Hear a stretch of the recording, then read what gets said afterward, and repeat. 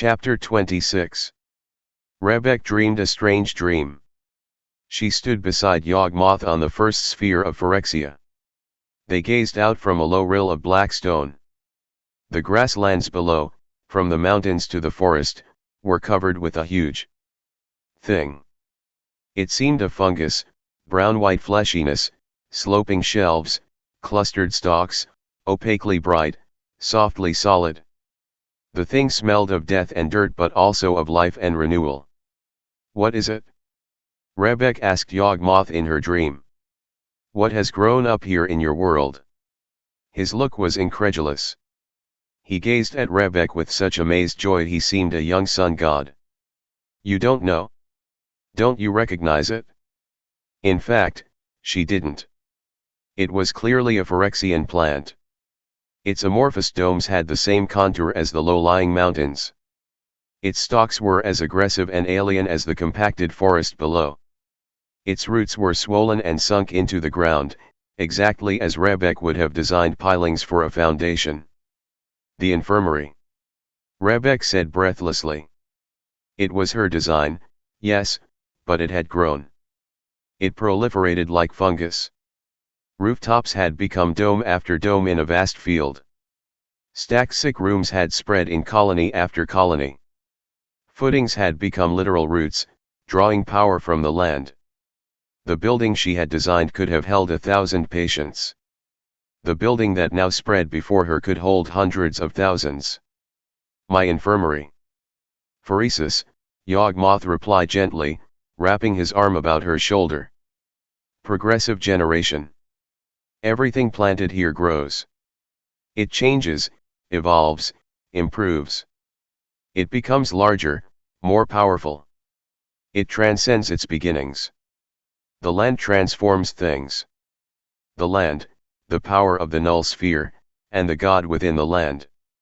This colony is large enough to hold all Halcydes. More colonies are growing, enough to hold all the empire, all the world." It was a strange dream. Rebek felt certain it was a dream.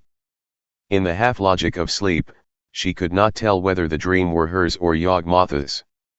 "Even now, I've issued them an ultimatum, Rebek. Even now, their commanders in their night encampments on the desert are reading my invitation. If they but surrender to unconditionally, they will be invited to join us here, in paradise." Rebek drew a deep breath of the fertile air. "And if they do not surrender?" He reached out, enfolding her in his warm cloak. The embrace was loving and protecting. An ultimatum must have teeth in it. Within his robe, the strong, salty scent of him was omnipresent. It was the scent of Phyrexia, distilled to its essence. Breathing that scent infused Rebek. She clung to him as a child to a powerful savior. He was warm and certain and strong. Within his cloak, all remained as it had been.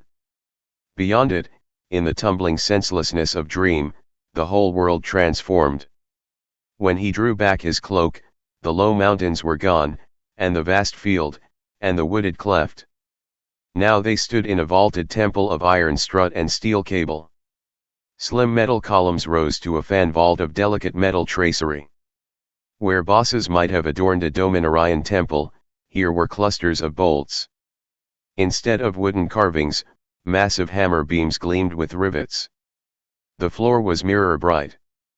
Across that floor, in regular rank and file, stood artifact armies. As shiny as the world they occupied, these creatures of steel and glass and power stone gleamed coldly. Most were man-size, with arrays of articulated legs, compound eyes, segmented thoraxes. Others were mammoths. In metal. They were built to plod, massive and unstoppable, through enemy ranks. Turrets of ray weapons perched upon their armored backs.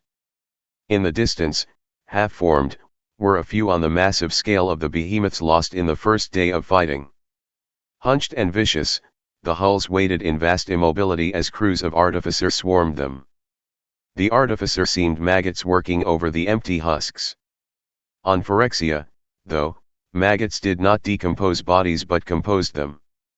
In the far distance, A large factory stood. Lever arms labored against the horizon, sparks leapt from welding arcs, cascades of molten metal flowed into vast forms. This? Rebek asked. This is your ultimatum? This is what will happen if they do not surrender? Yawgmoth smiled with quiet pride. This is one result. The siege armies will face these forces and my Phyrexian guard in a land battle the likes of which has never been fought on Dominaria. I will slay only so long as they resist. These forces will give them the chance to repent their perverse war. With them, I can force an unconditional surrender and bring those who survive back into the fold among the rest of us. With these forces and the null sphere, I can rule all 8 city-states. There need never be civil war again. It was Yawgmoth's dream. Rebek knew that now. But how could she be dreaming Yawgmoth's dream? You speak as though there is a worse option. Yawgmoth shrugged non-committally. If they rebuff my offer. Again the robe enfolded her. The spaces danced away. It was a sensation like traveling with Deft. Rebek had the sudden realization that at least here, at least within Phyrexia, Yawgmoth had the power of a planeswalker. The cloak opened to reveal the center of that steaming, hissing, thundering mill they had distantly seen. Machines towered. Smokestacks spewed. Cranes darted. Conveyors ground along. All among them, artificers moved. The gargantuan equipment made them seem only scuttling goblins. Phyrexia transformed them. It perfected them for their tasks. Skin grew rumpled and tough. Eyes grew wide in the perpetual murk. There was not an ounce of fat on them. Their work suits hung on lean, hungry muscles. Artificers and machines were not the most amazing sight. In their midst stood 9 exquisite creations. They towered in a circle around Yawgmoth and Rebek, their shiny fuselages reflecting back the attenuated images of the two. Stone chargers, Rebek said grimly. Yes. If they refuse my offer outright, not one of them will survive. The armies will be wiped out utterly. 9 more are being completed even now, 1 for each city-state beyond our own, and 2 for discretionary use. The city-states will each be given the chance to surrender, or be annihilated. Once the whole empire is fully in hand, there will be more bombs for every nation of the world. Once the world is mine, the THRAN Empire will expand to take over the whole multiverse. Rebek's heart flailed like a dying thing.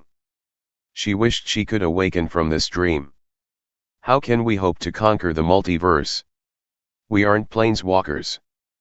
Oh, but we will be, my dear, Yawgmoth responded with certainty. We will be. He flung his cloak about her. For the first time, she resented it. For the first time, she felt the tingling ache of the transit from sphere to sphere. It was as though she had been numbed by a drug that slowly wore off.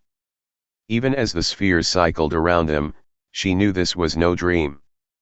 This was the all-too-true state of Phyrexia. The cloak withdrew to reveal the most horrific sight so far.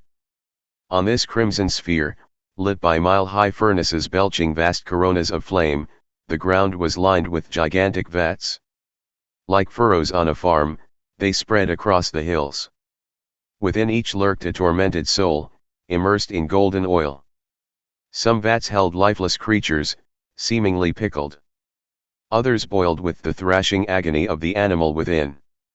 Vat priests in their red vestments walked along catwalks above the vats. At intervals, they thrust power stone rods down into them. Creatures that had been still leapt into sudden motion. They are called priests, Yawgmoth said.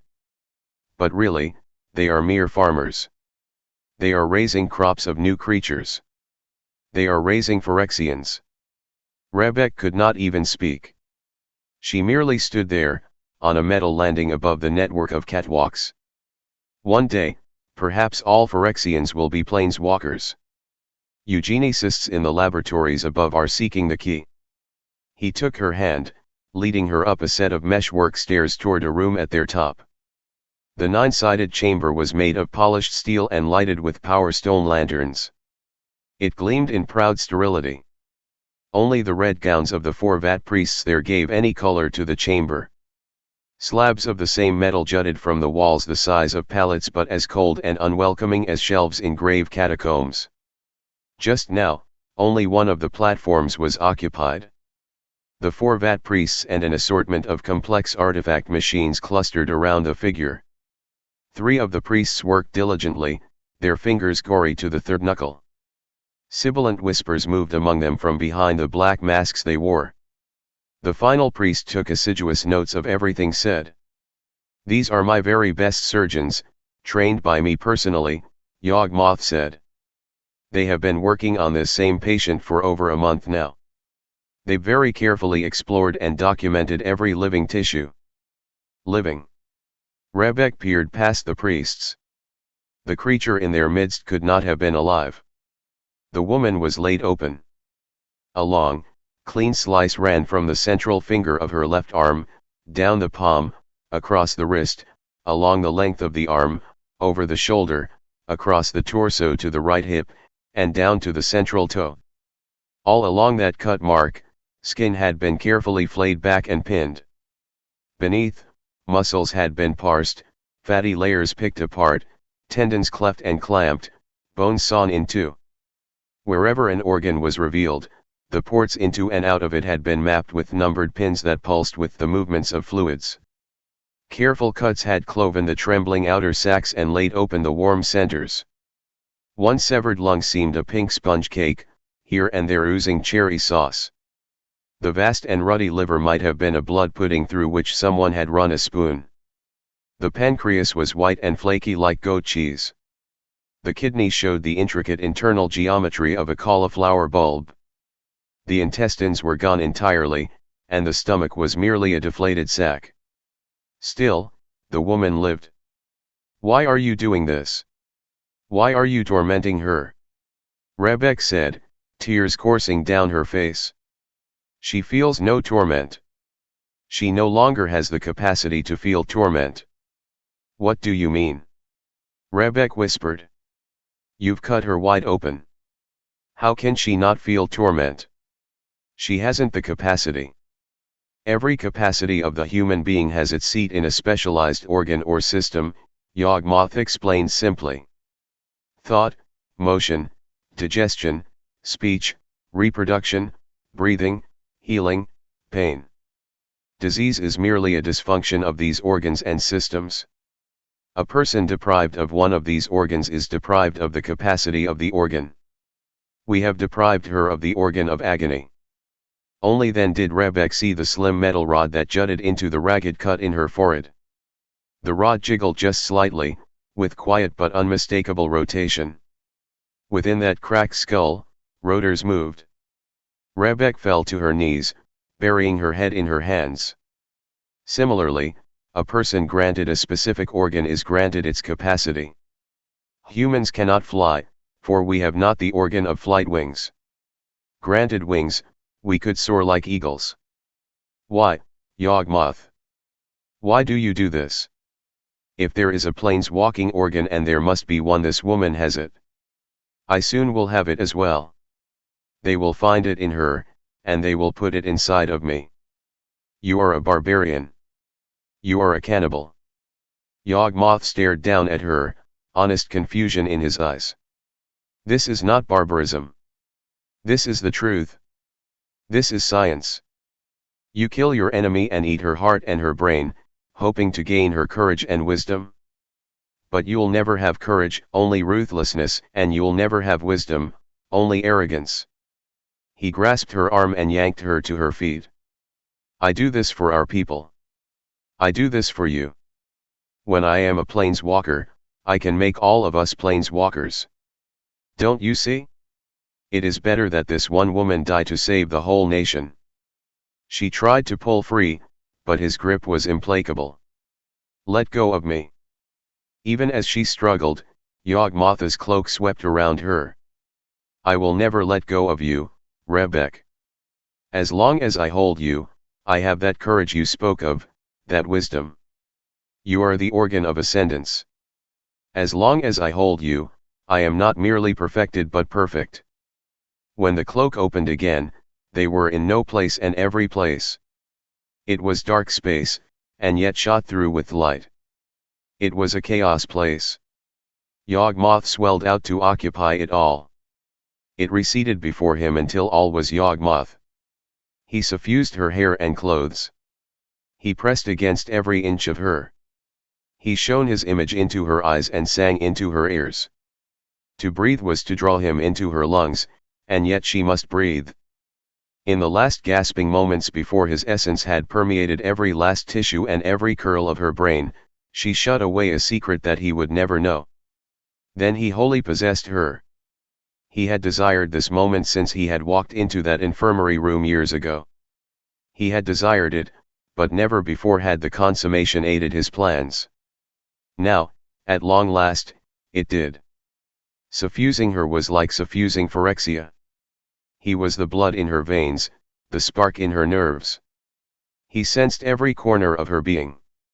He knew every thought. She was a world unto herself. Every memory, every thought was his. He saw the city when she had arrived, and the city when her temple was complete, and the schematics of every building that had gone up in the meantime. He saw Glacian when he was young and healthy, smelled ozone in his monorig suit, felt the soft warmth of his hand. Yawgmoth heard echoing speeches among the dissolved elder council, tasted the bitterness of the water she had drunk last night, glimpsed the refugees clustered in their silo. So that is what she is planning, he thought. She is planning to fly the refugees out of here, or was planning to do so. Surely not after this hatred. She hated him. She felt only terror and loathing in his presence. Part of that terror was respect, of course. Part of it was a realization that he could not be bested or even equaled. Yawgmoth was hardened. Respect was something, but he had expected love, not loathing. Perhaps it was only recently she had come to hate him. Was it when he took her away from Glacian? No, then she had felt drug-induced adoration. Was it when she saw her first Phyrexian up close? That had deepened the loathing and heightened her determination to save her city, but the hatred went back farther. It was there already when he had dropped the first stone charger in the defile. It was there when he implanted the Phyrexian heartstone in Glacian. It was even there, in natal form, when Deft had transported the imprisoned elders to Mercadia. Noting what that world looked like, Yawgmoth pressed back farther. Though slender and small, her tiny hatred stretched all the way back to their first meeting, when Yawgmoth took a skin sample from her husband. Yes, but where there is hatred, there is also love. They are halves of a whole. Every love contains a thread of hate, and every hate a thread of love. She had no love for him. Not now. Not ever. Yawgmoth was astonished. He had been certain of her love. It no longer mattered. He possessed her utterly. He knew her every secret. Nothing was hidden from him now. He was in her every tissue, every thought. She no longer even had a mind without him. What need did he have for love? Phyrexia did not know me when I first touched her, but she has come to love me. Rebek will be the same. Perhaps a day had passed before word of the THRAN attack came. They had slain all the steeplejacks. They had slaughtered the army guarding the road. They were scaling the walls en masse. They were climbing into the city. They were fighting in the streets. Yawgmoth had his answer. His foes had refused the ultimatum. Their hatred was strong. There was not even a little love in it. He thought of the 9 bombs, tall and gleaming. Yawgmoth slowly withdrew himself from the enfolding heart of Phyrexia. He slowly withdrew himself from Rebek too. He would leave her here. There was no will left in her. Even if she wanted to escape, she couldn't. The heart of Phyrexia would keep her here, forever. With that thought, Yawgmoth appeared in the midst of his 9 stone chargers. Already the artificers were busily loading them into a sled to bear them up into the city. Soon the THRAN will taste my anger.